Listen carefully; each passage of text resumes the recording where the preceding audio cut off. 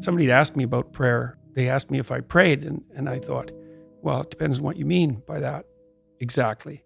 It's like I don't ask God for favors or for wishes, But I do think that if you sit on the edge of your bed and things aren't going very well for you, and you ask what foolish thing you're doing to make it worse, that you'll get an answer right now.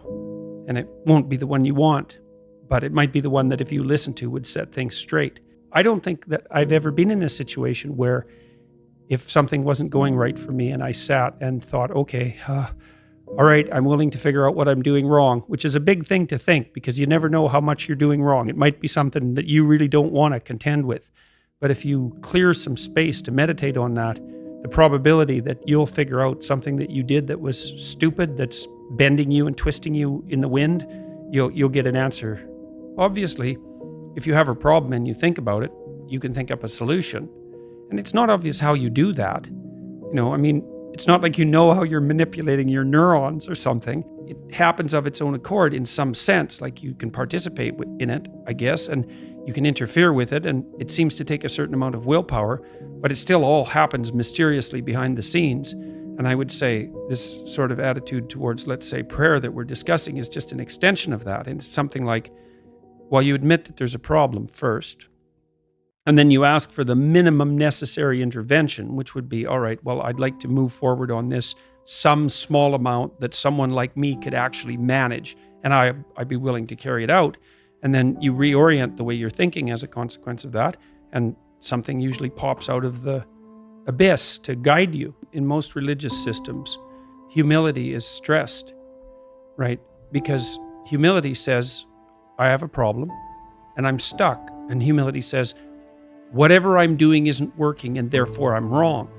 And so as soon as you say that, you admit to yourself that your current frame of reference is faulty. And then you start opening the door to a different kind of thinking, which is more creative thinking. It's more lateral thinking. Well, I'm wrong, but that's not necessarily a problem because I could be right if I thought some other way. There's almost no end to the utility of trying to figure out which ways that you're wrong, because there's lots of them. And every time you discover one, then you don't have to be quite so wrong anymore. That's a really good deal. One of the things I was trying to stress in 12 Rules for Life, and also in this first book I wrote, Maps of Meaning, is that you need to decide at some point in your life whether you're more in love with what you know or what you don't know. And people tend to be in love with what they know because you don't want to have that shaken and challenged, and it's not surprising. But the problem with that is that you don't know enough unless everything's going perfectly for you and everything around you set in order perfectly. It's like your ignorance outweighs your knowledge. So you should make friends with what you don't know. Compare yourself to who you were yesterday and not to who someone else is today. You have to get your markers for success right, because otherwise you can end up in the situation you described, which is that there's always people out there who are doing far better than you on pretty much anything you want to imagine.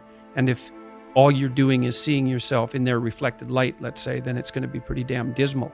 But it's not a good comparison because, well, first of all, there's danger in just comparing yourself to others, period, because they're not you, and God only knows what struggles they had to undertake to get to where they were, or what burdens they're currently carrying that you're not aware of. You just don't know any of that.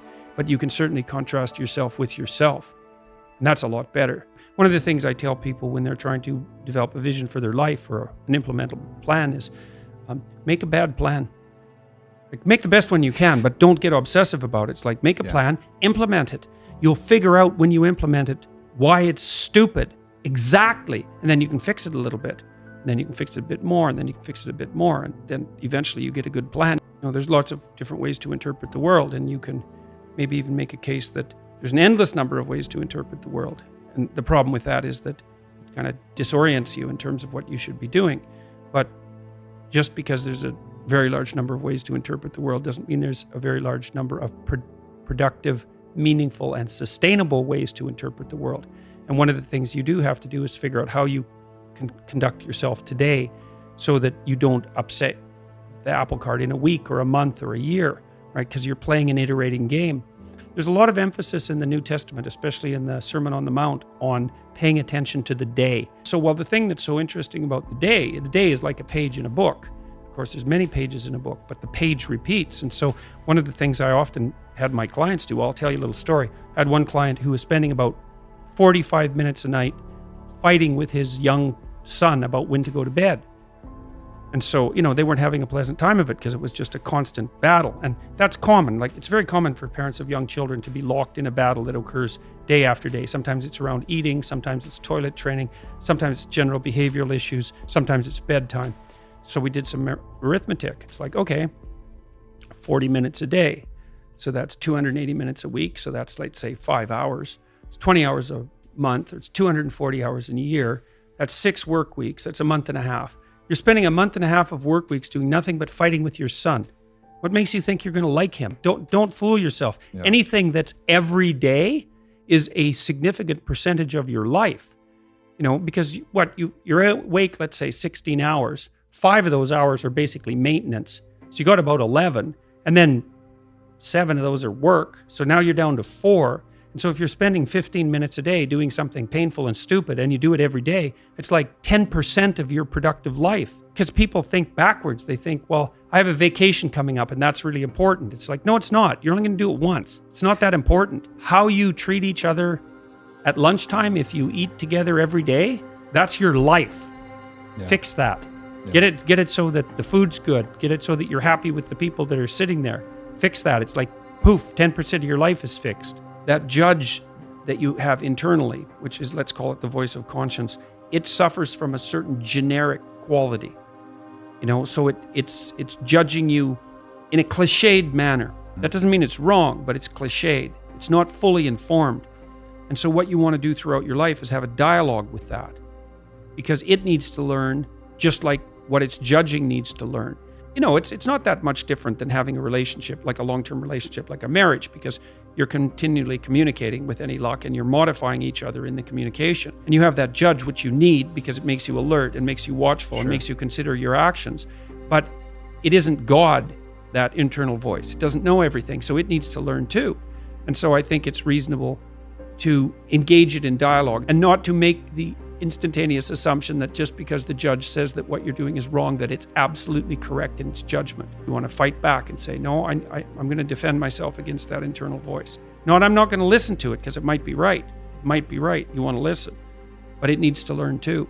And so you can get that dialogue going. Always take into account the cost of what you're doing now.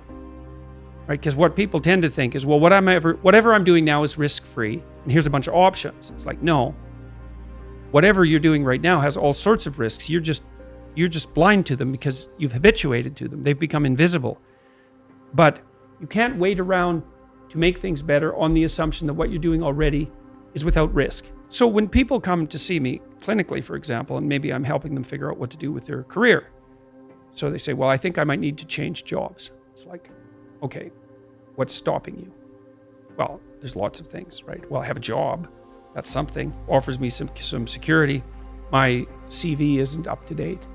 People don't like updating their CVs. It's partly because it's hard, but also because they're not very proud of it, right? So even if they did update it, it doesn't say what they want it to say.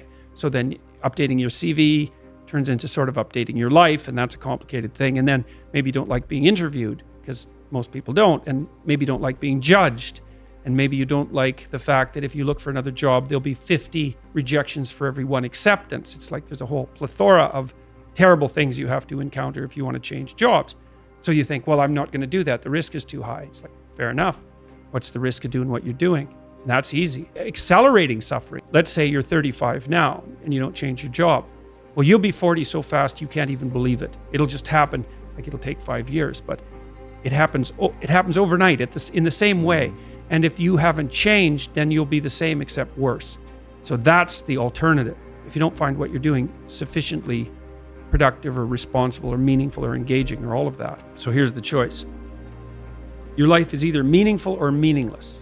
Okay, so let's go through the meaningless part first. Because you think, well, of course I don't want it to be meaningless. It's like, yeah, just hold on a second. Nothing you do matters. And so impulsive pleasure is the order of the day. No responsibility. You can do whatever you want. It's like Pleasure Island in Pinocchio, right? Or it's like Neverland in Peter Pan. You're still a kid.